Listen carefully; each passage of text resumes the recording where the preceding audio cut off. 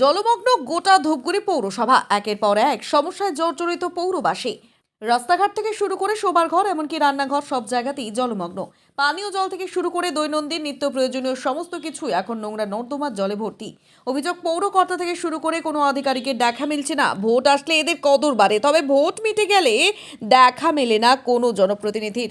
ধূপগুড়ি পৌরসভার এই জলমগ্ন ছবি কবে হবে পরিবর্তন, সংশয় ধূপগুড়িবাসী। প্রথম রাস্তা হচ্ছে 4 বছর ভালো ছিলাম, যা পরিষ্কার বলবো।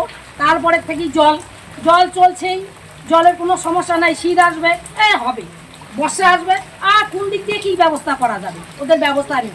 ব্যবস্থা যদি নাই, তাহলে সামনের রাস্তাটা কেন করলো, সাইডের রাস্তাটা কেন করলো? তারা মানুষ, আমরা মানুষ নই? এখানে কাউন্সিলরকে বলছিলেন ওয়ার্ডে সব কথা বলা, কি বলছেন তিনি?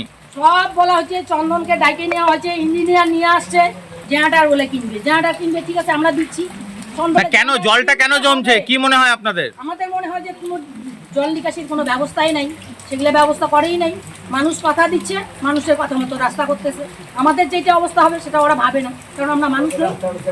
হ্যাঁ, আমরা সবাইকে ভোট দিই, তারপরেও মানে কেন ভোট দিব? সবাই আসে। এবারে তো ভোটের 4 দিন আগে নেতা আসছে, তখনও বলছিলাম, তখনও আমাকে বলছে যে জিতবে, যে সেই করবে, তাকে ভোট দেন। তাহলে এগুলো কি মানুষের কথা? তাহলে আসে কেন?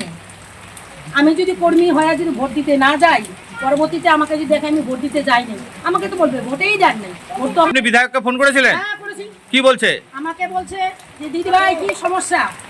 তারপরে বললাম এই সমস্যা, ওই রাস্তায় আসেন, কয় কি আমাকে সমস্যাটা খুলে বললাম। বললো যে 2টা দরখাস্ত লিখতে, একটা আমার কাছে দিতে, একটা আমি রাখবো, একটা আমি উপরে পাঠাবো, দেখি কি হয়। আমি তো নতুন, এই কথা বলছি।